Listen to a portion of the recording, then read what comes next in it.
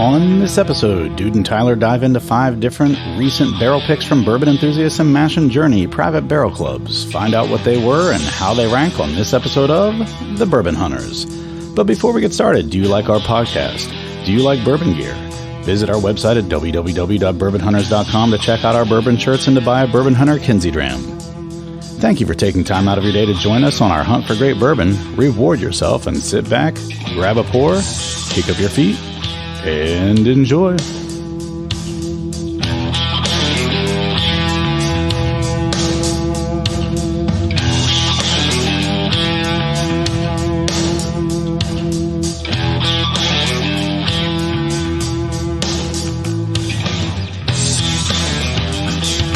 Welcome to another episode of the Bourbon Hunters. I'm Duke Poole. I'm joined by Tyler Jason. And tonight we've got a pretty big lineup here. We've actually received a decent amount of stuff from our bourbon clubs. And let's see here. We've got 2 cask strength Rebels and 2 cask strength Ezra Brooks. One of each from Mash and Journey and Bourbon Enthusiast. And then we've got a Yellowstone also from Mash and Journey. That Tyler was able to be on the pick for. The both of the Rebels and the Ezra Brooks I was on the picks for, and the Yellowstone Tyler was on the pick for. So we're going to go through those today. 5 different drinks. I might even do a mixture of Rebel and Ezra just to do a half and half. I'm a big fan of those. I don't know if you've ever done those or not, but those are good. Mixing them together like that. I have not. Yeah, it's good that way. Let's see that. All right, so what have you been up to, man? We haven't recorded in a while. If you're a follower of us on Instagram, our buddy, our mascot Banks, he passed last week, so we've kind of been... It's a lonely room. Yeah, he's not in here. It's the first time we've recorded without him. He's, I think... We hadn't recorded for a few weeks because he was in decline, and then also... since he passed last week, we canceled the recording. But so it's been a few weeks since we've been in here, actually. But what have you been up to, man? Kids are just sucking the life out of us. Just absolutely sucking the life out of us. As they do. They do. I mean, my 2-year-old's just going through just the roughest of rough times, just as our newborn's adjusting to that, or just in his own way? I think he's going through his terrible twos at the same time as being jealous of... Is he being jealous? Yeah. And, I mean, he's stuck to my wife. So, basically, anytime that he's around, I have to take the baby. Yeah. Because he's jealous, and then, pretty much any other instance, he just wants to hang on her. So... It's I mean, not I like think we that's can pretty common for a kid, right? I Yeah. mean, I think that's pretty typical of a kid to be a mama's boy, especially that young. I mean, for sure. I think Brylan was very, very similar, except for his stretched out to about 15 or 16. So, I mean, besides that, really nothing, man. Back to traveling a little bit for work. Went down to Raleigh. Go back up to Michigan soon. Chicago's on the books. Damn. So that's a pretty. You are where I was about 10 years ago. Yeah. With the amount of travel. Yeah. I think it's interesting, but you're what, 15 years younger than me, something like that. Something like that. Yeah. So I mean that kind of makes sense, I guess, but. Yeah, that's interesting to me just because I feel like I'm past that point, although I've got travel getting ready to start up. Really? Yeah, I'm going to possibly Toronto May 11th and 12th. And then that same weekend, like that's Thursday, Friday. Yeah. And then Saturday leaving for Vegas. Oh, wow. So I'll be gone almost for like 10 days. Wow. So Vegas for work it'll be or 7 just days. for fun? Yeah, work. Yeah, Nice. But I'm taking Trina with me because it's over Mother's Day weekend. Nice. So the actual trade show doesn't start till Tuesday. So we're going to fly in together on Saturday. She's going to fly out Tuesday morning to come home. And then... that's nice. Yeah, I think so. And then... So she'll be back here. So she'll only be gone for Saturday, Sunday, Monday, and then back Tuesday evening. So almost 4 days basically for her. and then I'll be gone for almost a week. So, and I'm getting home from Toronto if this gets scheduled. They're talking about Toronto. The Vegas one is for sure, but I'll get home on Friday just to turn around and leave on Saturday. Yeah, That's crazy. Yeah, it's gonna be nuts. Funny you're talking about Toronto. One of my colleagues was like, "Hey, you're coming up here. Do you want to go see this customer of yours who he also has kind of a relationship?" He's like, "Do you want to go see their plant in Windsor while you're up here?" And I was like, "Sure, I'll try to make it work." Not realizing actually my passport expires the 22nd, and I'm going a couple days after that. So sure as shit, I'm like, there's a couple of same day passport places. And so I called this morning. Aren't they all backed up? They're like, well, so technically you can't go there unless you're traveling internationally within 14 days. Oh, okay. So she's like, yeah, the only one opens in Buffalo. And I'm like, well, I'm not going to fly to Buffalo to get my passport. So I was like, yeah, I can't go. That's crazy. Yeah. You're not going to. Yeah, so I still haven't gotten my global entry. I told you the story when we came back from Mexico that we missed the cutoff by like 20 minutes for the interview in the airport. And the funny thing was, it said they were open. I'm making these numbers up, but they said they were open till like 7. And then when we got there, they're like, no, we close at 6. I was like, oh, son of a bitch. So, you son of a bitch. But yeah, so I'm hoping maybe if I go to Toronto this time, I'll be able to get my global entry on the way back in this time. Oh, that'd be nice. But we'll see. I don't know. Nice little. They typically have nice little duty free, don't they? I have no idea. Never been. Never flown to Toronto. You want to start off with this Yellowstone? Yeah, let's do it. Give me a little pour there. We primed with this. Yeah. But we're gonna go back to this a little bit here. All right, so this is a Yellowstone. What's the age on that? Barrel pick. Let's see if there is one. It's a story. Barreled 2017. Barreled in 2017. So it's about 6 years. Yeah, probably 5.5. Yeah. I'd guess. But that's Stephen good. Beam is the distiller. Yep. It's a 115 proof mash and journey selection. I was there for this. I unfortunately did not get to partake, but I did get to taste. The unfortunate thing is when you're there, Yellowstone makes you have a designated driver. And I don't think they let us know this beforehand. So we kind of walked in and it was Yeah, sometimes they don't let you know that. Now, that's the one thing I'll say, that when I go with Bourbon Enthusiast, he's always been very good about knowing ahead of time whether or not they are going to require a driver. And so he always hires us a driver when we go. Well, the interesting thing is you can't even lie to them and say, oh, we're gonna get an Uber, because they're out in the middle. Yellowstone's out in the middle of nowhere. Right. In is it Lebanon? Lebanon, Kentucky. Yeah. And they're like, we know there's no Ubers out here, so you're lying. Like, oh yeah, just there's no Ubers in Bardstown either. Remember, we had to take the actual taxi. Yeah. So they get you. They walk in the door and they're like, "Oh, pick which one's gonna DD," and you're like, and I was like, I guess I'm the DD. That sucks for you. I did get to taste the winner, but I did not get to partake in the panel, which was, I think, 9 overall drinks. Yeah. Small pours, but 9 overall. And so that was cool. But that is pretty cool. So tell us a little bit about that process, because they did 3 different proofs that you got to taste through to choose which one you wanted? Yes, there's 3 different proofs. I don't remember. I want to say one of them was 107. I think it was 93, 107, and 115, right? Maybe it was like 97 proof or something like that. Okay. Well, their standard proof is 93, so maybe it is 97. Yeah. Maybe they do something a little different.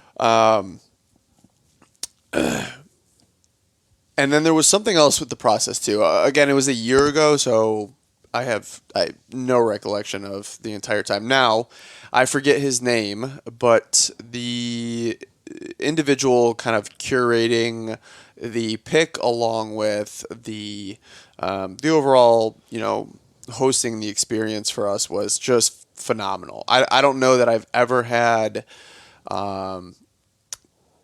quite the character at a distillery. He was amazing. Yeah.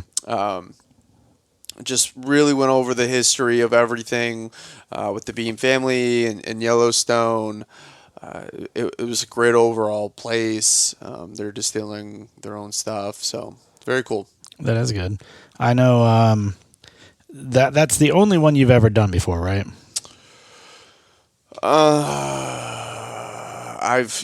Life has really suckered me into not being a part of a lot of them. I think it's interesting to me. I was counting. I don't remember who I was talking to. I was with for Mash and Journeys Middle West. Yeah. That they still haven't taken yet. Yeah, they still haven't taken yet. I think that is the only one you've done besides the Yellowstone here. Yeah. And it's funny because I've been offered like 6 times. Yeah, you just couldn't go. And I did math in my head the other night, and I've been to 10 barrel picks now. Nice.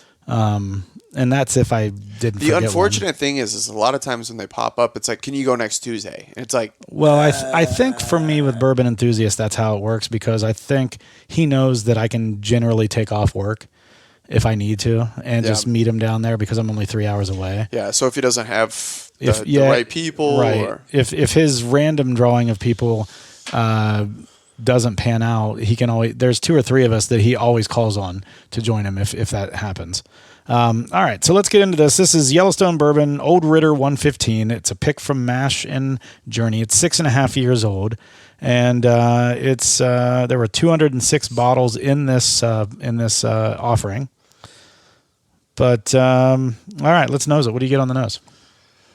This was a nice, standard brown sugar. There's a little hint of fruit. I get like a light cake. Yes. And like a butterscotch. Yeah. Those are the 2 things that come out to me.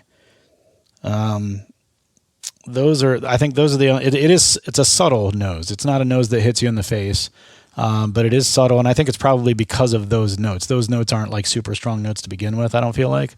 But yeah, those notes are the ones I get. Now, what was interesting when we finished our primer and I nosed it real quick, I did get some oak.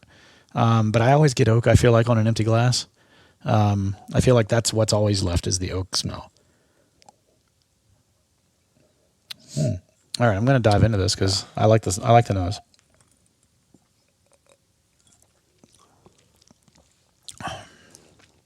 So, a little transparency. We had primed with this, so it was my first drink of the day. It was a little strong at first, but then as I settled in and the visceral reaction went away, my last sip, I got like cherry and cinnamon. Yeah. And I was like, whoo. And it hit me strong. Like you were talking and I pointed to the glass. I was like, oh, wow. Yeah, that was a strong But even taste. for 115, I don't think it. No. It's a nice, I think long it finish. It was my first drink of the day. That's why it came off strong. Yeah. Right now it's tasting just fine. It tastes right around 115. I mean, it's not punching above its weight class. It's not punching below it. It's just right around 115 to me. But yeah, I get a lot of the lingering. There's a nice lingering finish that's not ethanol. It's like a spice finish. It could be maybe that cinnamon. I don't know, but I'm definitely getting some cinnamon, a little bit of cherry. I'm not getting the butterscotch I got on the nose in the flavor. Yeah, but I am getting some like caramel. The cinnamon cherry is pretty spot on.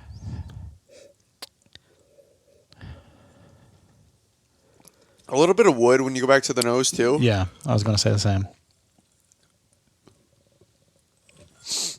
Yeah, that's good. That's a good purchase. Good pick by the Mash and Journey pick team on that one. And that was what, you and Jeff Tress and Jason. Who else went with you on that one? It was there was another individual. Was it the guy from My Bourbon Journey? Did he make it? I don't think so. Okay. I don't think so. Okay. Well, just I think another local patron. Was there a guy named Ritter with you? Is that why it's named Old Ritter, or is there any? No, I don't know. You don't know the background behind the name? No, I'm pretty useless here. You're killing it so far. I know. Lots of info. All right. Well, I think you're probably going to give that like a 4.2756 rating. I really enjoy it, and you can see that it's just about half gone now. Yeah, it's a little over a third gone. Yeah, it's close to half. That's my thing. Is whenever I get one, you plow through it until you get about halfway through. Yeah, and then like, oh shit. Yeah, tap the like, brakes. oh shit. But I really like to experience the bottle and so have an understanding of it. That's pretty cool. Things we've been up to as I talk about this, you can finish off that pour. And if you want to, what do you want to do next? You want to do the Rebel or do you want to do the Ezra? And I think we do 2 Ezras then 2 Rebels, even though they're. That's my Let's go suggestion. Ezra. Okay, let's do that. Okay. And stay with, because that's 2 rye-based bourbons, and then we'll go with the wheateds at the end. That makes sense. So pour those out while I'm talking here. So basically, just to kind of pass some time, dealing with a little bit of the bank's emotions. Been doing some things around the house. As everyone knows, we had a little bit of a flood in December, so we've been really fighting with getting contractors here. Or we can get them here, but we have so much trouble getting a quote out of them or anything. So it's just been nuts for that. But I did get the patio ready. I was hoping we could record out there tonight, but then it got cold. Yeah. But the patio is ready. Power washed the patio. We power washed our front porch, got it all decorated up. Trina's still adding some touches to the front porch, but we're there. What I'd like to do is host you guys one night out on the patio. Yeah. Get a movie on the projector out there and watch it outside on the projector, drinking some bourbon. That's what I'd like to do one night. So, we talked about this for like the last 4 years, but I think it'd be nice to do a recording on everyone's patio. So one on mine, one on. I'm fine with that. You guys just have to volunteer your patio. All my stuff is mobile. Is it? It is. Is it mobile? We've recorded in Louisville, Bardstown. We've recorded in the Bardstown Bourbon Company library. We've recorded multiple times in Louisville actually. In the flats above the old Forester distillery. We did it in a Airbnb. We did it at the house of Justin's House of Bourbon. Yeah. We've done lots of recordings. Nice. It's Twice doable. in Bardstown. We can get places with this thing, man. So let's do it. I'll get my neighbor Jimmy that you met. Whatever. That'd be nice little guest. Sure. I'm fine with whatever. All you right. guys keep promising guests. Like Brett keeps talking about this one guy and never brings him. Never fucking brings I don't know. And the guy keeps wanting to be on our show. He wants to be on the show. Brett doesn't bring him. Oh, so what do we got now? We got this Ezra Brooks. This is from this one's the Bourbon Enthusiast, right? So let me earmark this page so I can talk intelligently about the Mash and Journey one, and then I'll go to the Bourbon Enthusiast one. So with all cask strengths, my understanding is you can only get cask strength in a barrel pick if you do the selection on site. I don't know if that's true or not, but that's what I have been told. So true or not, again, I don't know, but that's what I understand. So when we did this pick, it was February of last year, 2022. Yeah. And I did, within a week of each other, I did 2 picks at the same place. I did one with Mash and Journey and one with Bourbon Enthusiast. And it was kind of funny because I did, I think, Bourbon Enthusiast first. And then Jason texts me and says, hey, any interest in going down and doing a barrel pick? I was like, sure, yeah. And he's like, oh, we're going to Lux Row. And I'm like, oh, shit, I just went there last week. But yeah, I'm still in. So, I'm not going to turn down a barrel pick, even if it is the same place again, That doesn't bother me. So that being said, we went down to Bardstown, and like I said before, James is really good from the Bourbon Enthusiast of setting up drivers. So we had a driver that took us from Louisville down to Lux Row to do the barrel pick, and Yeah, so we had a chance to do both an Ezra Brooks and a Rebel, and we did both. And so this Ezra Brooks, it's 120 proof because it is a cask strength. And the reason they're all 120 proof is they call it cask strength because that is the proof that it goes into the barrel. So if it comes out of the barrel 125 proof or 128 proof or whatever, they proof it down to 120. That being said, let's go ahead and nose these up. So we've got this Ezra Brooks. This is the Bourbon Enthusiast one. Ooh. That's light. Like, that's like a nice pear. Like a green apple. Maybe a caramel-covered green Yeah, I was gonna say I get caramel. I don't get fruit. But I do get caramel. I get some... It's almost like a char. Maybe a cinnamon. Yeah. But yeah, I get caramel. Yeah, definitely cinnamon. Caramel, cinnamon, maybe a hint of oak. It might be oak. It might be leather. I can't tell. But I think it's oak. But yeah, there's some definite sweetness in the nose. And I think it's the caramel. Maybe brown sugar. Oh, that nose. I'm liking that nose. Hopefully the taste stays with it. But this pick yielded 210 bottles. Mm. Oh. At 120 proof? Yeah. Damn, that's good. That's great. Do you like that? Yeah. So there's a lot there. There's a lot. As I took a drink of it, I think Yellowstone's going to pay the price of being the first one. Yeah, for sure. Because I think it's opened up our taste buds to start receiving stuff. What's the mash bill on this? Oh, fuck, man. Let me see if he puts it in the thing here. You said it's rye based though, right? Yeah, this is their rye. This is their Ezra. So this is their it's the rye based bourbon. I don't have a listing of it here. But damn, man, I'm actually enjoying this. This is brown sugar for days as soon as I put it in my mouth. I think is this the one that Brett also got? I don't know what he got. I don't remember if he got this one or if he got the Mash and Journey. But I'll tell you, this is one I think he'd like. It's got a nice little buttery mouthfeel. And, man, the brown sugar is really strong on this one. It's got a good sweetness and a nice finish. I get a little bit of cherry on the finish. I don't know if it's maybe that Yellowstone just kind of sticking with me, but I get a little bit of cherry on the finish. Brown sugar is there for days.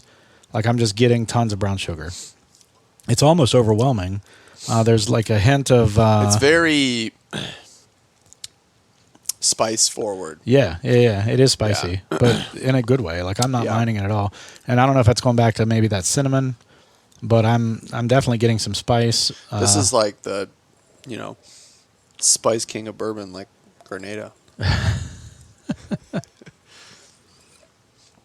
Speaking of which, good intro. We're going to go to Grenada next year in May. We're going to go to Grenada. 2024. Yeah. So it's becoming a Bourbon Hunter trip. Yeah, it really has. We've got 3 of the Bourbon Hunters already booked. We're trying to strong arm a 4th one into it. Maybe a 5th too. You should tell Jason. I did. Oh, you did? Remember they're planning on Hawaii. Oh. And so we need to talk them out of Hawaii. Yeah, that's a bad decision. Yeah. Yeah. So, all inclusives. Everything in Hawaii is so expensive. But the nice thing, so we've talked about this ad nauseum on here. Here's the thing. About my wedding. I honestly think unless you've never been there or you're a West Coaster, only suckers go to Hawaii now. So it's so expensive. It's ridiculously expensive, and it's not all inclusive. It's expensive to get there. Yeah. But like gas, like even when gas here was like $1.75 a gallon, it was like $6 a gallon there. Yeah. And I can't imagine what it costs now. It's got to be close to $9 a gallon. And it's a long flight because you have to fly. Yeah, you have to fly Midwest at least one stop, if not 2. Yeah. Generally, it'll be like San Fran to Hawaii or LA to Hawaii, but you might have to go to Chicago first. Yeah. Chicago, then LA, then Hawaii, or Chicago, then or something like that. Something like that. But it's not easy. But the biggest thing is I don't think there's too many all inclusives, which some people. I don't think there's any all inclusives there. Some people don't They like that. They want to go to Hawaii for like the more intimate resorts and things like that, but it's so fucking much money. Listen, I don't know that there are any intimate resorts there unless you stay in a small like a Four Seasons or something. Well, like but that. even then, like I think you're still in a big resort. Yeah. I mean, but I can't wrap my head around spending like $700 a night and then being expected to buy your dinner, buy your like right, and it is too. It is. wild. Now, I will say in Hawaii, one of the things that was nice is Trina and I. So when we went there, my parents for our honeymoon. Have you been more than once? No. Okay. I'll never go there again. Yeah. Only because I don't want to pay for it. If I'm Yeah. going to pay that kind of money, like you said, I don't want to have to get there, then still be stressed out about the money I'm going to spend. Yeah. That's the one thing that I've tried to get across to some friends that maybe have never done an all-inclusive or There's even still a Sandals, just in stress general. there. There's still a stress Oh there. yeah, like you go out to dinner one night and it's super nice and you drop $200 and then you're like, fuck, like If you're lucky. yeah, you're like, we're gonna eat at the hotel's continental breakfast, or we're gonna kind of just get a quick bite today. Like you don't have that at all inclusive. Like you eat whatever you want. And now I will say that there are some people that are like, well, the resort food isn't that great. I beg to differ at Sandals. Yeah, at Sandals. So my experience at Hard Rock so far, we've had two different experiences on two trips. Yeah. Our first trip was amazing, and the food was great. Everything was great. The second time we went there, we didn't think the food was as good. You also had to pay upcharges for certain things, which was not the case the first time.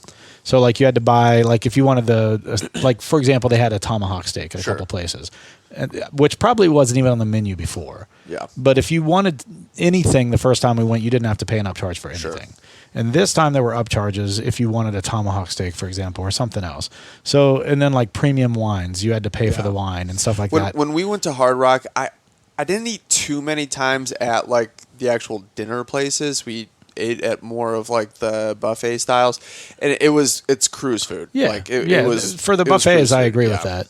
I would say the sit-down restaurants are a touch above that. Like they had a Brazilian steakhouse there, which was pretty good. Oh, we did go there, and I did enjoy that. That was pretty good. Yep, I did enjoy that. And just the variety of different meats and stuff. Sure. I think that alone was just That was cool. worth it. When I went to Sandals, I felt like the food we had at all the places was a notch above Hard Rock. It wasn't like you're not getting a 5-star dinner every time. No, and the one 5-star meal that we were supposed to get, our reservation didn't get. Oh yeah, were you with us that night? No, but I remember you were already at issue. your new place. That was our last night there, I think, and so we ended up having to go to an Italian restaurant, which was fine. I mean, it was good. And again, all the restaurants we went to were good. Now, I will say I'm super excited because listening to the reviews in Grenada, the resort has 3 restaurants that. So the one in Negril, they had the hibachi place, which was incredible. Grenada has it as well. Yeah. They have the sushi place, which the guy that reviewed it, of all of the Caribbean / Mexico resorts, all-inclusives that he's been to, he said this is the best all-inclusive sushi that he's had. So well, there's 10 restaurants at this one specifically. Yes. And then they have their Butch's Steakhouse, Yeah, which he the said that a steakhouse. lot of resorts that he's been to, their steakhouses are more of like getting a steak at like Applebee's or Chili's or something like that. Where he's like, he said, I truly feel that this Butch's Steakhouse was like a true steakhouse. Like it was a noticeable notch above. So I'm excited. Just make a reservation for there every night. Dude, yeah. And I saw they had surf and turf. They had a filet and lobster, and I'm like, what the fuck? Is it an upcharge at all? Not that I saw, man. Okay. I mean, I'd do an upcharge one night, but that's the difference. So like going back to your original conversation, like the niceness of an all-inclusive is you've dropped all your money before you went there. Yes. The only thing It's you a tough have pill to swallow. Right. But it's still probably cheaper than going to Hawaii. Absolutely. So you've paid all the money you're going to have to pay. Now, if you want to do excursions, those are in addition, but that's true anywhere. Yep. If you're going to potentially do some upcharges or some different things like that, or go off the A spa, like whatever, if you go to that. those are extra, sure. But the main cost of everything you're going to spend is already paid for before you go. You get whatever drinks if you want. just have a hard time with money right before you leave, no worries. No worries. You just stick to the standard stuff, and you've got it made the whole week. You could pay for that trip, and you could get drunk every night and filled up every day. Well, you could have your car take a shit on you right before you go, and you're like, it's not an additional thing. I don't have to worry about that on vacation. I agree. That's what I mean. Like it just doesn't. All inclusives make a lot of sense to me as long as they're a good all inclusive. It's a true stress-free vacation. Agreed. The other cool. Yeah, go ahead and pour that out. The other cool thing that I really like about sandals is, specifically Grenada the grounds look just incredible. The grounds look just absolutely beautiful. The rooms look stunning. My room that I did looks nice. Yeah. And I'm going to be pretty close to roommates with Jeff almost. Yeah. what I like that Sandals does, and they started doing this at the Hard Rock in Riviera Maya, but they have the swim out rooms. Yes. Which is pretty cool. Yeah. Or they call them walkout rooms, but like the junior suites or whatever. Yeah. So I'm in one of those. So like if I want to, I can just real quick take a plunge right outside of the room. Yes. Two feet. And just hang out there. If I don't want to be around you fuckbags for one day, I could go out there, lay out, sit there and read a book while I'm sitting at the pool, get in whenever I want. Because you've got drinks in the room, just go help yourself all day long. Not even see you guys if I don't want to. Yeah. But then they also have like swim up pool bars and things like that, which I'd say that's the one thing I really didn't take advantage of when I was in Jamaica is a swim up pool bar.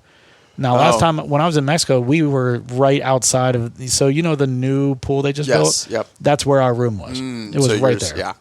So we just walked out there every day. And I was just, I'm a big pool bar guy. Oh, I love them. They're awesome. Fucking sit there and order drinks all day. And you take your Yeti. You take your Yeti with you on the trip, and then you just have them fill it up in your Yeti, and it stays cold. The best thing about Sandals too is they are a strict no tipping resort outside of their butlers. Yeah. And maybe the so if you slip in a tip, they'll get fired. But you get phenomenal service when you do. They're not gonna get ratted out. As far as I never saw anyone tip. And everything I've read the trick is you tip on the first day, man. You tip on the first day, you give them $100, and then they won't leave you alone the rest of the time. But that's not Sandals. They can't accept it. They'll accept it.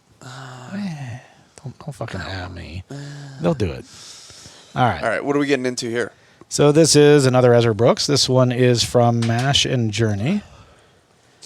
And I was on this pick as well. This was the week after the one we just had.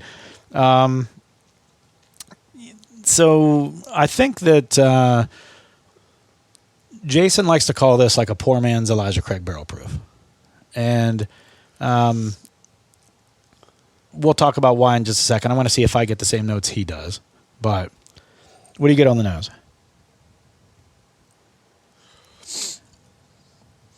Different nose. This one's definitely different than the last one. Even though it's the same mash bill, same brand, Ezra Brooks. I get some brown sugar and caramel, but I get some serious I get a little bit of nut, maybe peanut.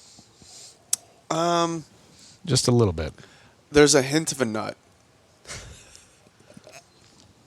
There's a hint of a nut. Yeah. Oh. Nice on the mouth feels good. It's actually I feel like it's actually got a little more texture. Than the last one. That's a really unique mouthfeel because right away it's decently viscous but light, and then it's like this dry bloom in your mouth. It's really weird. Okay, you know what he says? And I bet you this goes along with maybe that dry bloom. He says viscous with peanut butter and dark fruit. And I think I could see peanut butter now that I'm reading it. I would have never picked that up, but it kind of goes along with the nose of nut. But peanut butter that's an interesting take. I don't know that I would get that though. I could maybe see that, but I don't know that I would get it myself. Huh. Interesting. It's not quite there for me. And I actually think I like the peanut butter first. I today, think I like the so- first one better at the moment. Yeah. This one, but here's the interesting thing. I feel like this one's almost heavier in a good way. Like not a bad thing. Like there's more to it, I think, and I don't know that I've gotten through everything yet, because I think this is one of those ones that's going to open up the more and more you drink it. But That bloom in your mouth is just crazy. I can definitely see why he calls this a poor man's Elijah Craig Barrel Proof, because it does have a similar kind of feel to it. That's not too bad though.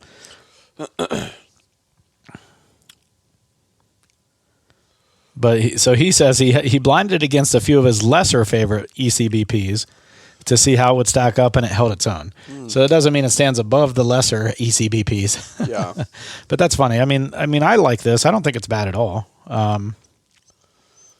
Yeah, this is reasonable, and it's only $55. So I mean, Yeah, that's a great price. it's $30 under a private barrel Elijah Craig.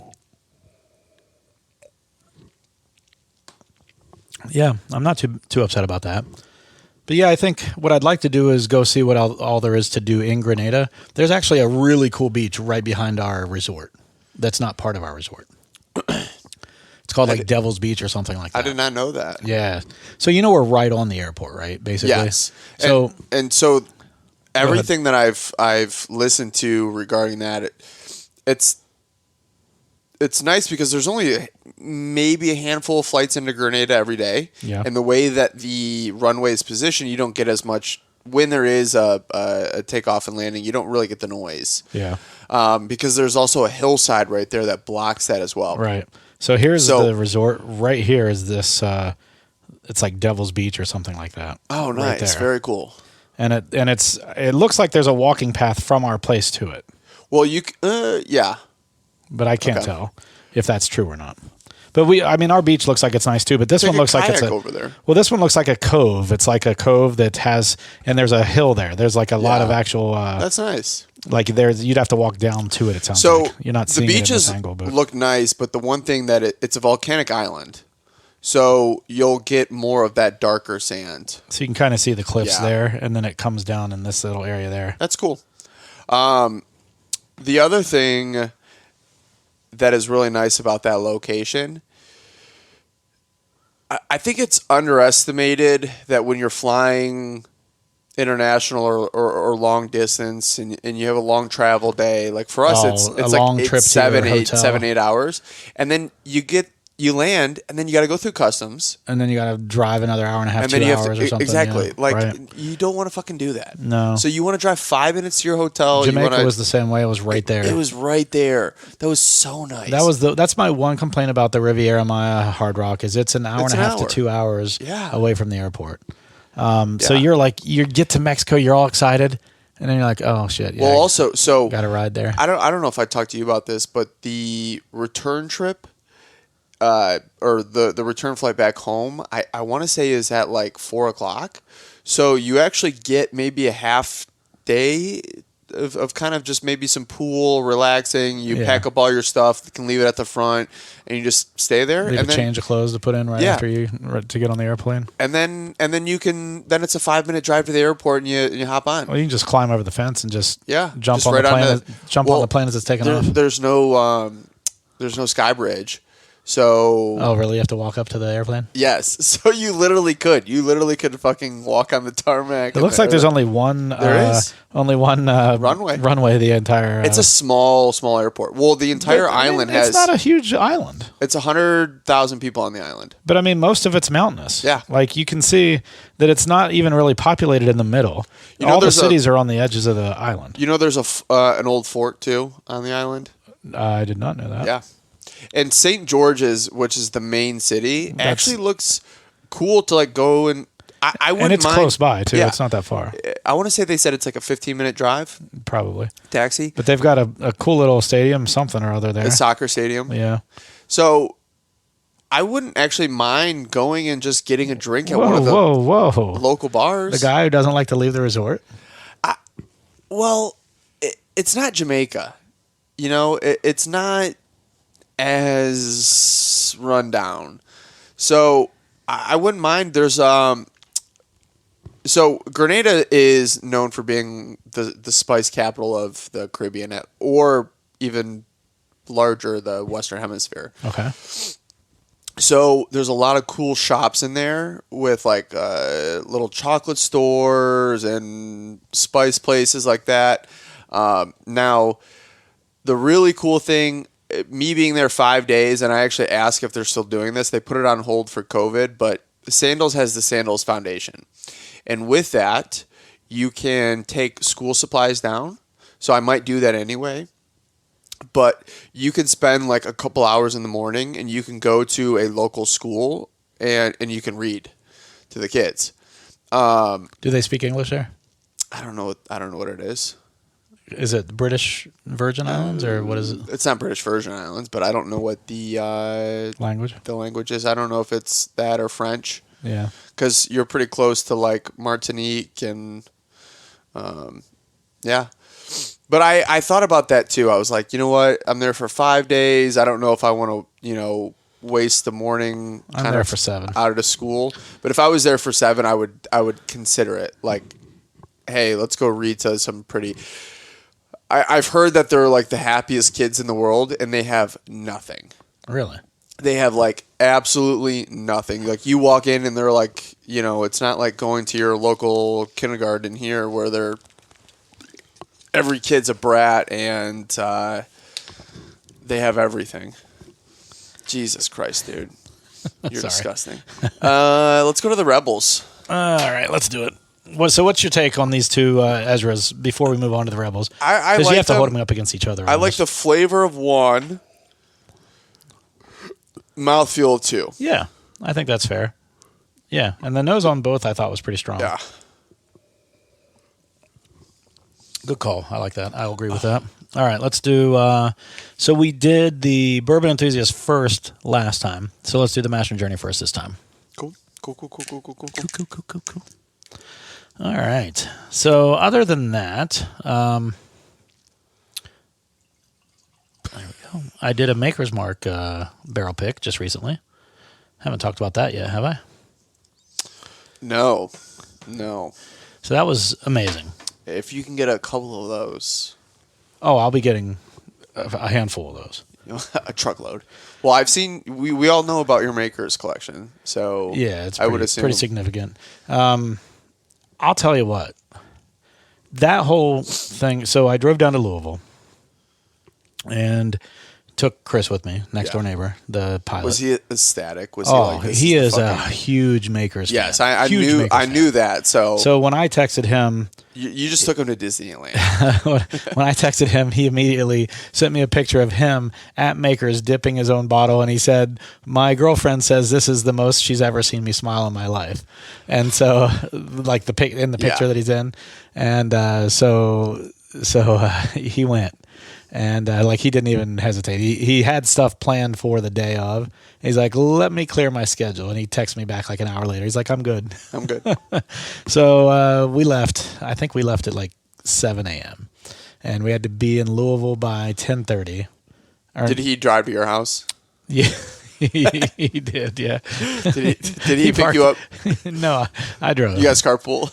I drove in the Tesla. He was actually pretty excited to ride it down in that and see what that was all about. But we got all the way to Louisville without charging, which was nice. I found an on-street parking charger. It was there for about 10 hours throughout the day, and it charged me like $7. And I got a pretty big charge from that. And then we drove home. So it was a pretty nice day for that.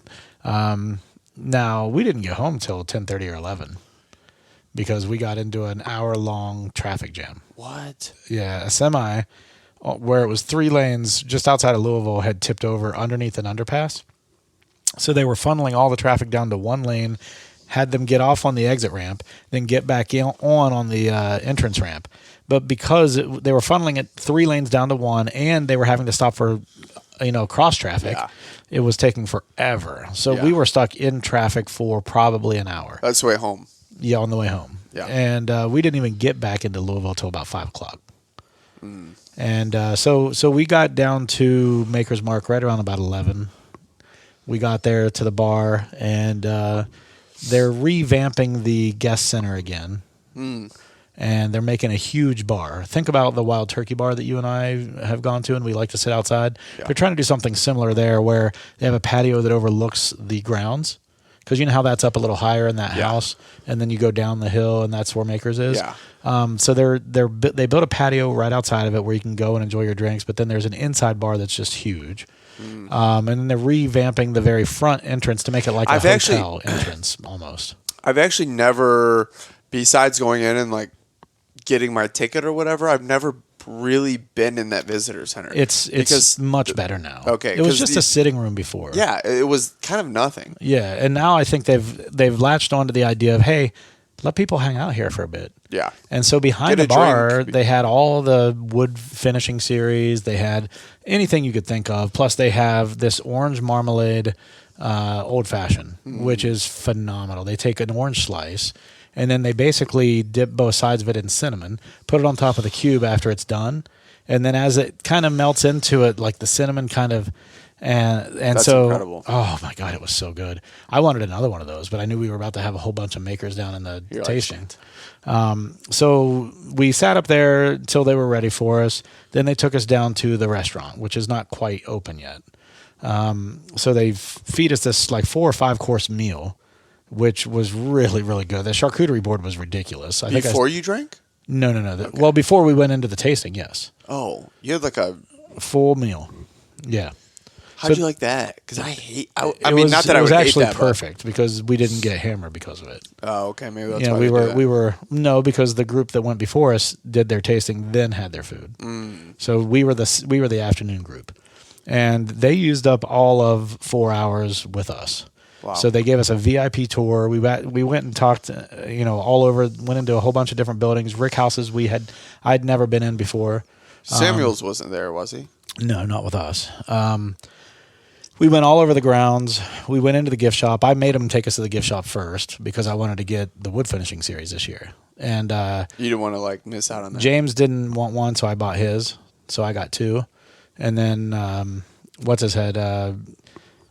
Chris did the same thing. He bought 2 because one of the guys there didn't want his. So we both got 2. And so then we go through the grounds, through a huge tour. He has us go in. We thieve out of a barrel. Yeah. So we get a barrel-proof Makers. So Makers cask strength.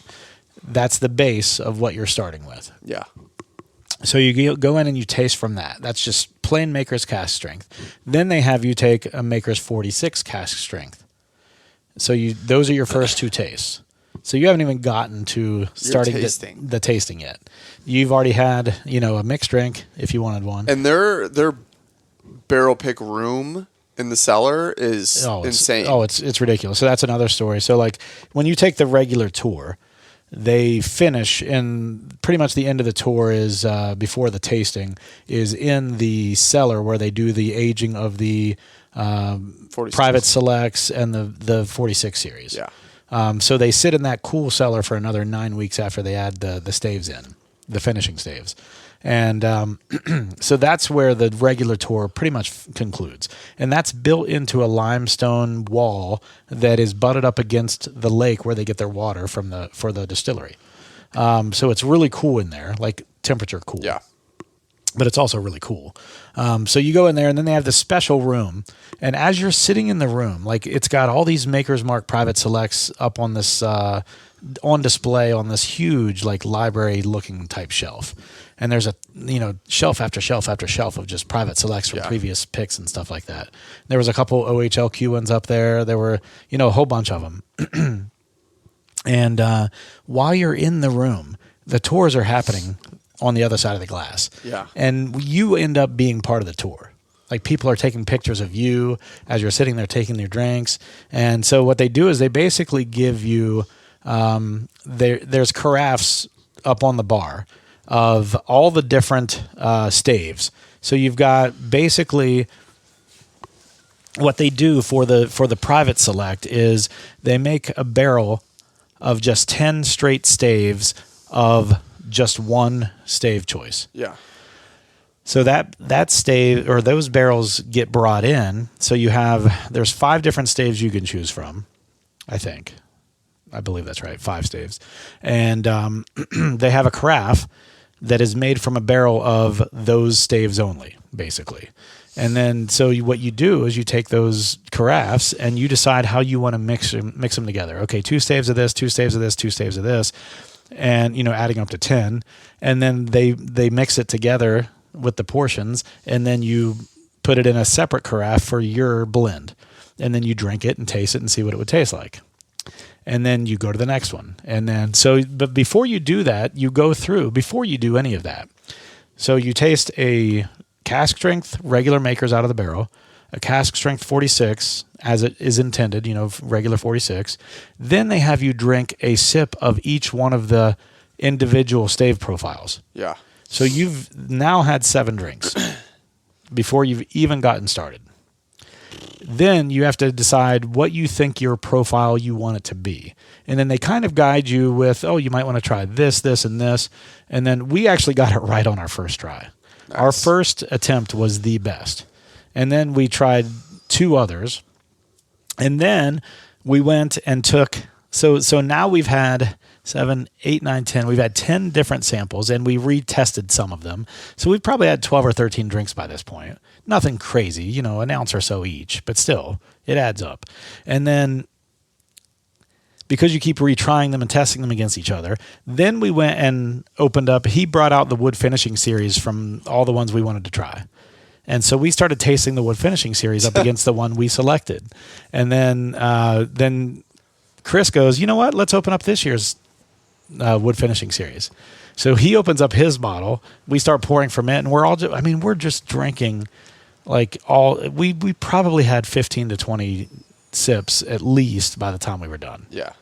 It was nuts. It was a great experience. Yeah. And because, James has the bus or the driver, basically, we were in a big Lincoln or a Caddy or something. Yeah. Anyway, we were in a big fucking SUV, and we were on the way back. It took that whole hour for us to kind of get our wits back against us, and we even stopped. We had to stop, I think, twice to use the bathroom on the way home.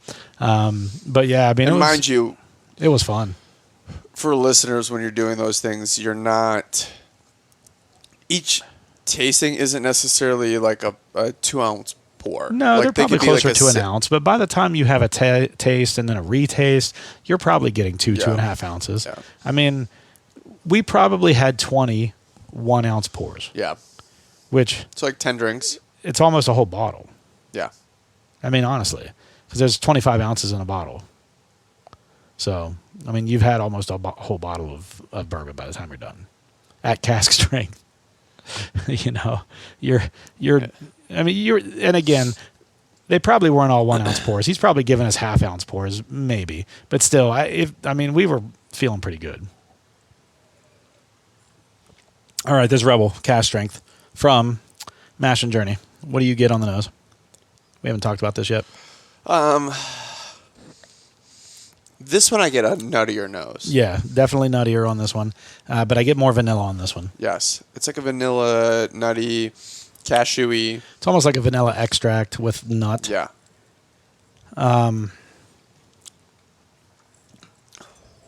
Now this is so I already had a taste of this, but I get more fruit on the nose or on the palate with this one. I definitely get some fruit. Wow.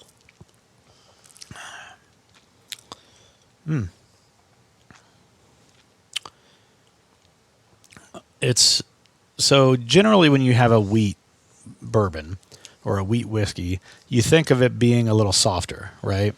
This is spicy. Yeah. It's got a nice unique. and it's probably spicy due to the fact that it's 120 proof. Yeah. This one I feel like could be an ethanol spice, but it is a good finish. There's quite a little Kentucky hug there. I like this. This is not bad. It's also nutty on the palate. A little bit, but I get a lot of fruitiness on the palate. Yeah. Yeah, this is good.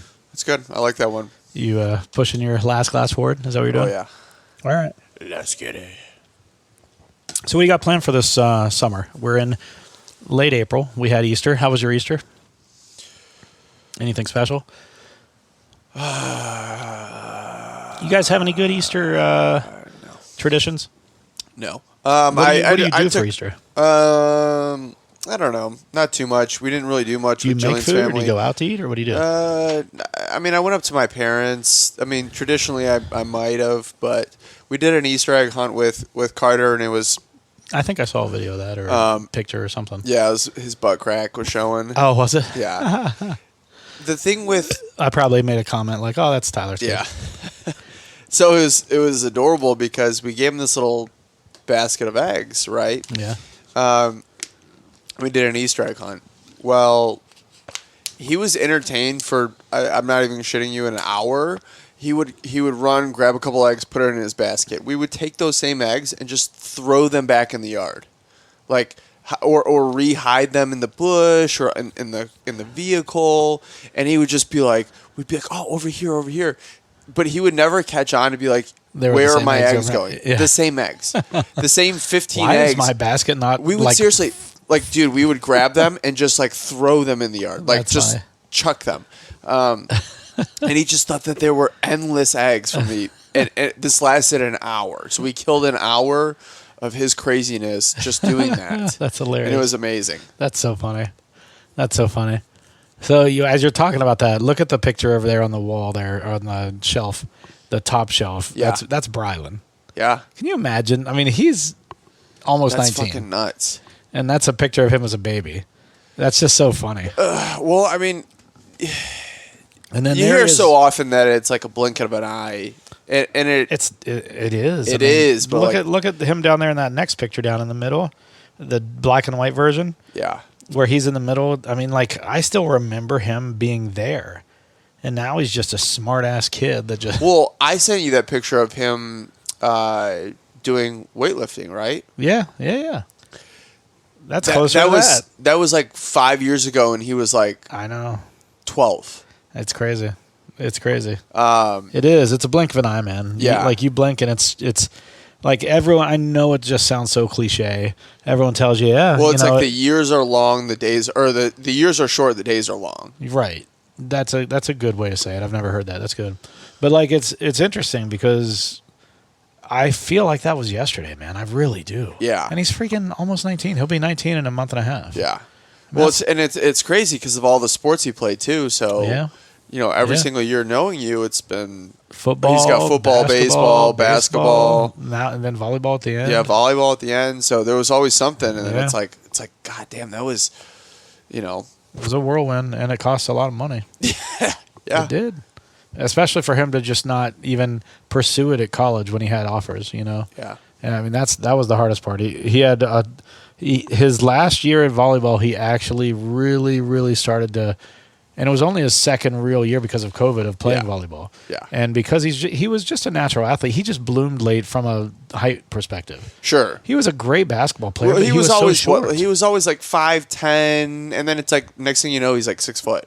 No, he was like 5'1", Well, and then I'm the next saying, thing you like, knew, he was like 5'11". yeah. Like in a year, he went from like honestly just breaking 5 foot to like 5'11". But that wasn't until like the end of his sophomore Yeah. year. So like he kept not making the basketball team because he was short, even though he was a good basketball player. Yeah. He had a good shot. He had a good dribble. He had played good defense. It's he the funny thing with him in football too is he was like undersized for his position as well. But now he's a big kid. Yeah. Now he's. But I was the same way. I it sucks for graduated him high school because and I just if we had held him back a year, I think his athletic career would have been 100% different. yeah. Because he already did well in his athletic career. However, because he grew late, like he had to learn things to stay good in like basketball because of how short he was. Yeah. And that I told him, I was like, listen, you stick with it. Those things that you learn because you had to is going to be the differentiator when you don't need them anymore because you're taller, Yeah. but you still know them. Yeah. Like how to, a quick release on a shot, Sure. or how to extend a layup to like keep your body and keep from Go getting high off the blocked. glass. And an early release on those and different things. And then the hustle and footwork and things like that for defense and, just so he could keep position. But like, I don't know. It was frustrating because you would get the coaches telling you every year, like, hey, he's one of the better kids, but he's just so short. Just give him another year, let him grow. And we're like, why don't you give him another year on your team? Yeah, exactly. On a JV team that doesn't matter. That JV team and that ninth grade team are there to develop kids to varsity. Yeah. And then guess what they were doing when he was a senior? They were wanting him to come back out for basketball. Yeah. And he's like, no, you kind of pissed me off for just cutting me for like 3 years straight. And it sucked because the kids that they were putting all their stock in all quit because they weren't basketball players. They were just tall. Shitty. They were just tall. Yeah. And they ended up playing other sports like lacrosse and different things like that. And I'm just like, yeah, you turned away the kids that loved the sport just for the kids that were taller in 8th grade. Yeah. But then those kids that were taller in 8th grade didn't end up continuing to grow. Yeah. So they weren't taller by the time they were juniors and seniors. Yeah. And so you had these kids that were learning how to be centers, and they were probably more built by the time they got to high school, they were built more like a guard or a forward, but they had no skills in that department. Yeah. Because you taught them how to be a center.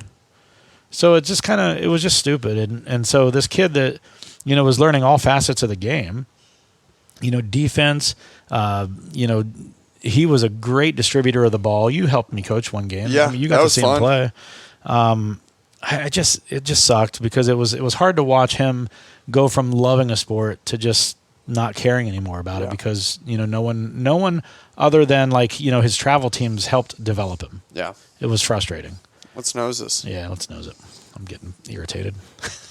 You're pissing me off. You're pissing me off. Oh, good nose. It's a little more subtle, but it's still a good nose. It is subtle. It's lighter. I'm getting like a lighter fruit on this one. I'm getting a little more of a chocolate. Chocolate. Maybe some caramel. I don't know if I'm getting. The more of like toffee on this one. Okay, I could see that because I'm getting like a caramel and brown sugar type of. So I could see that. I feel like maybe I'm getting a hint of citrus or something. I'm going to taste it.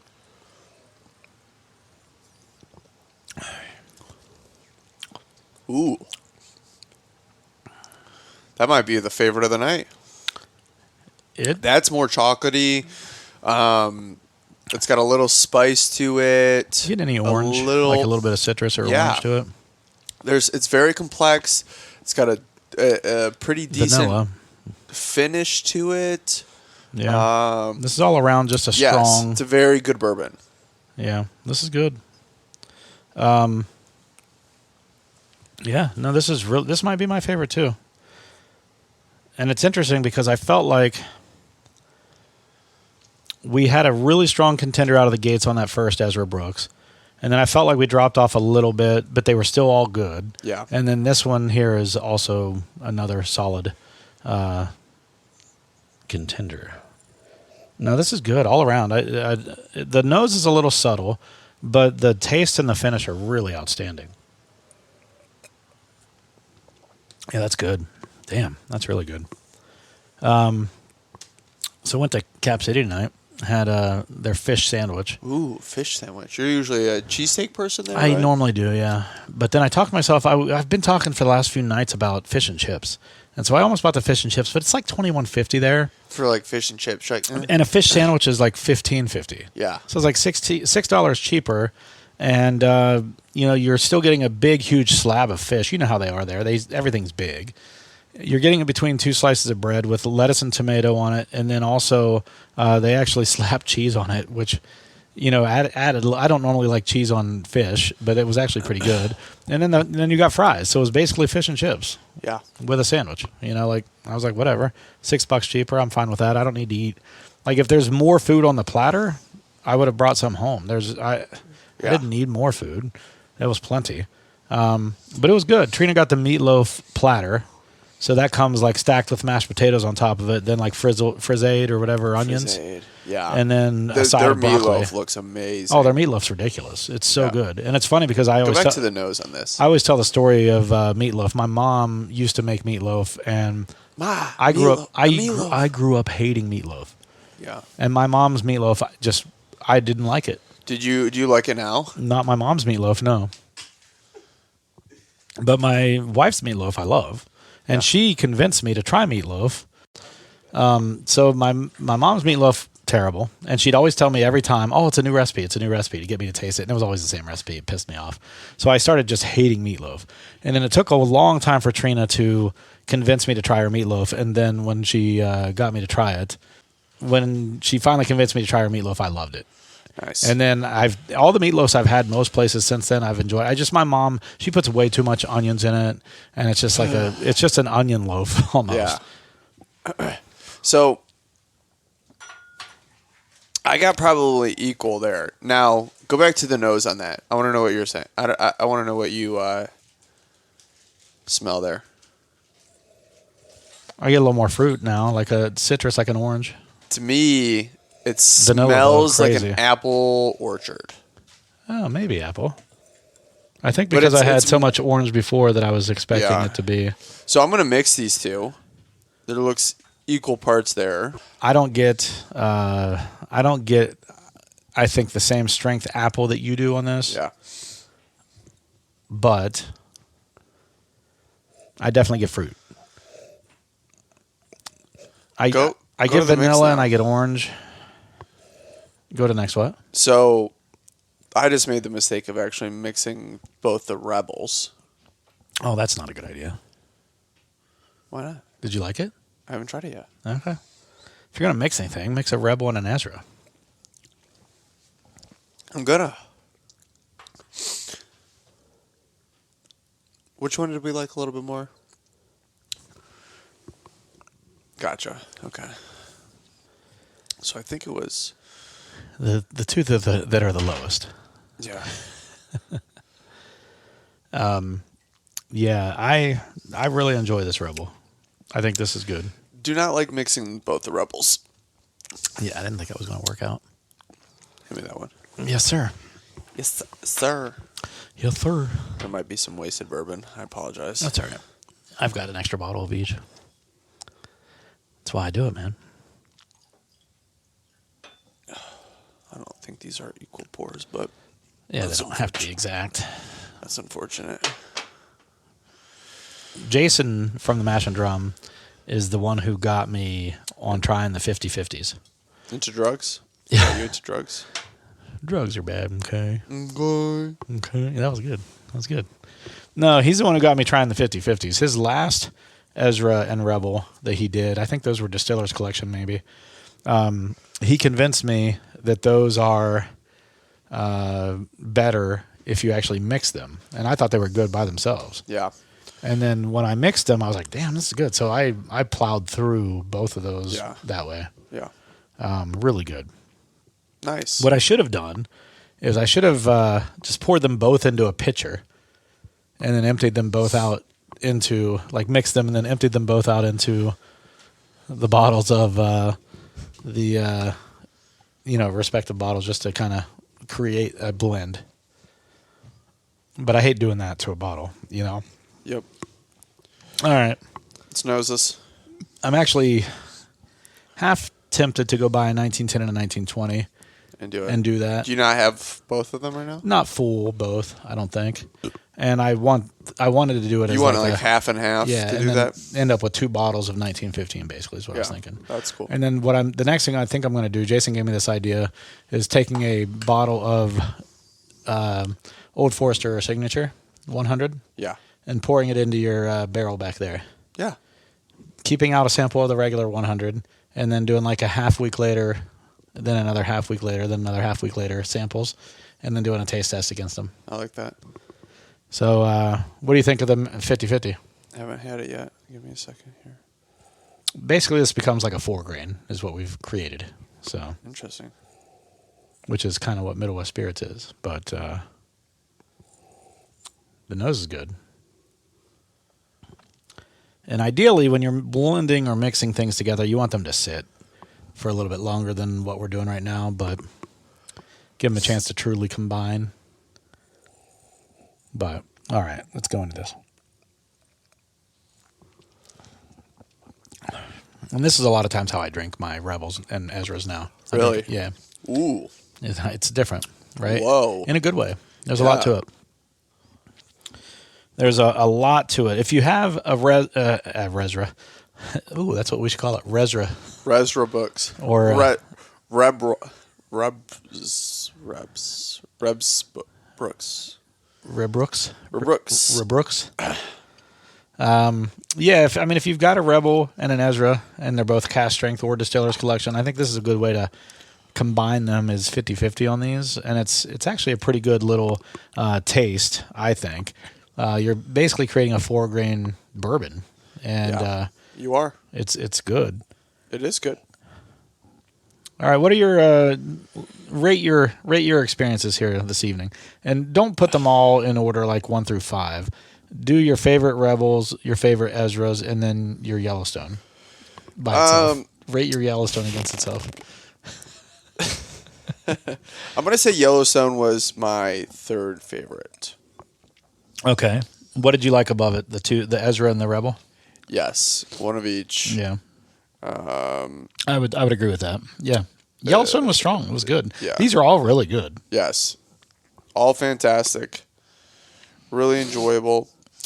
I think just each one of them was a little bit. The Bourbon Enthusiast probably on both of those were just a little bit touch better, but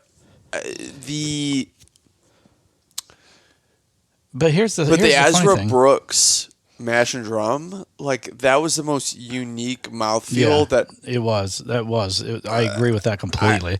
One of the most unique mouthfeels I've ever seen. There was actual texture to it. It was like it felt like a thickness or something. Is like Now, what's interesting to me is, so like when you go to a place like Ezra Brooks, we didn't talk about this, or not Ezra Brooks, but Lux Row. When you go to a place like that, the way they have it set up for you is you've got 3 or 4 samples in front of you.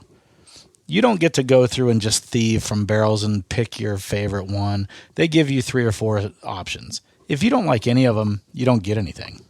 It's not like they roll out 3 more barrels for you. Yeah. Because at Ezra Brooks, for example, they bring it out and they've got it all. They've already run it through a hydrometer, and they've done the math to figure out how many drops of water it takes to get it down to the 120 proof. So all the barrels come in at a higher than 120 proof range, and then they tell you how many drops to add to get it down to 120, because that's what it's going to taste. That's what it's going to be coming out of the bottle. So, but anyway, you get your 3 or 4 picks, and that day, you may not get a really good pick. So, the fact that both of these, I like the Bourbon Enthusiast just a touch better, all that means is that because I'm 100% convinced on both of these that we got the best pick both days. So, like, I agreed with the Ezra Brooks pick in both scenarios, and I agreed with the Rebel pick in both scenarios. So, like, we got the best ones of the day each time. It just so happened that Bourbon Enthusiast was given 2 better barrels. That's such a good point, because you were there for both. Yeah. And those both won the day. Yeah. And sometimes it's like, well, I don't like this Bourbon Enthusiast pick. I don't like this Mash and Drum pick. It's like, well, that was the best pick of the day. Right. And you have no other choice. Well, you can't say, hey, I want 3 more. You and I have been in both clubs, and I know that you're no longer Bourbon Enthusiast Club, right? But you're in Mash and Journey. Just like I just can't afford both. Right, and that's fine. But you were a Bourbon Enthusiast long enough to know that you agreed with his palate 90% of the time, right? And so Mash and Journey, you agree with his palate too, right? Everything Jason comes over, whenever he jumps on our podcast, everything we do from him, we generally agree with his palate, right? Same thing with Bourbon Enthusiast. We agreed with his palate most of the time. Yeah. So I think the biggest thing from a club perspective is if you're finding a club, find a club where you agree with their palate, but understand that even if they're a very popular club, they're at the, they're hamstringed or whatever, hamstringed, whatever, by the barrels that they're offered. So again, both days I did both of these picks. We got the best picks in both. I'm convinced we got the best picks of each one. Now, it just so happens I feel like that the barrels that were available the day of the Bourbon Enthusiast pick just happened to be a little bit better. That's nothing to say against Mash and Journey or Bourbon Enthusiast or anything like that. It's just that day his barrels were just a touch better. But again, that's just how it works some days. I mean, Mash and Journey could have easily have gotten that slot a week earlier, and then Bourbon Enthusiast might have been a week later, and then these would be reversed. And I'm 100% convinced that both of them would have picked the same bottles. Or barrels, I should say. They would have both picked the same barrels if they were in the reverse situation. So I love both of their palettes. Mash and Journey's palette I've agreed with. I wish I had more in my budget to go out on a limb for some of the things Mash and Journey does, because they do a little bit more experimental type things, and they do a little bit more stuff that I don't get to see on a shelf. I don't know if you've noticed that or not. But if I had more disposable income, I'd be buying a lot more of the Mash and Journey stuff, just because he does some crazy stuff. He does some stuff that I'd never see on a shelf anywhere. So if you're thinking about joining a club and you want the status quo stuff, I mean, Bourbon Enthusiast generally sticks to the mainstream stuff. They're going to do your Nulus, your Starlights, your Rebels, your Ezras, your Elijah Craigs, your Russells, all those things, Old Forester. But you'll get a lot of those from Mash and Journey, but you'll also get some really unique finds from Mash and Journey as well. Yeah. Some things that you'll never, ever see from anyone else. Yes. So I think depending on what you're looking to find or looking to do, I think that's going to help, make your decision on what type of a club you join. I know I've been part of 2 other clubs outside of Mash and Journey and Bourbon Enthusiast, and I did not gel with their taste profiles. And so I left them, and I just kept giving them a chance, and they never gelled with my taste profile.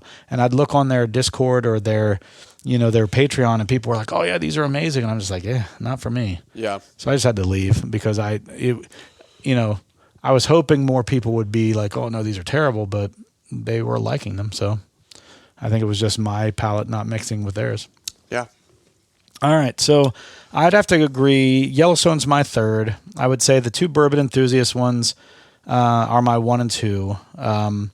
They're both the Ezra Bourbon Enthusiast and the Rebel Bourbon Enthusiast are my 1s of each of those expressions.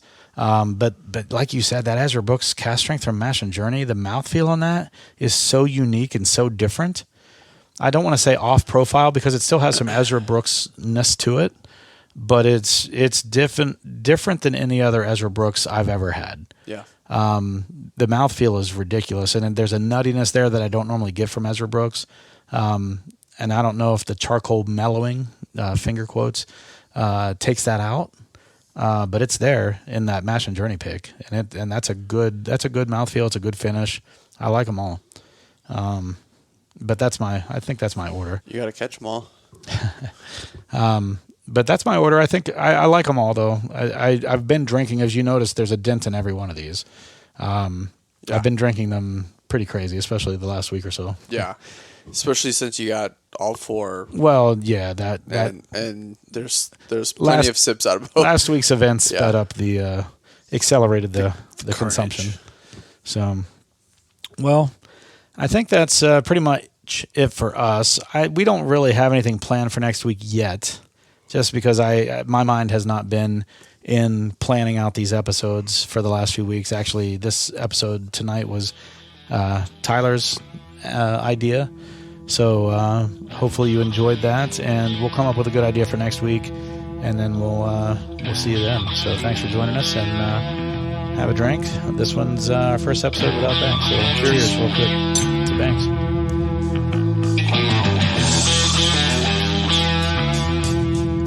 Thank you for joining in for yet another episode of the Bourbon Hunters. If you like what you hear, please leave us a good rating on Apple, Podbean, Google, or wherever you are listening. It definitely helps us to get great guests on our show. And follow us on Instagram and the Facebooks to keep up to date with what is in our glass. As always, sit back, grab a pour, kick up your feet, and enjoy some bourbon.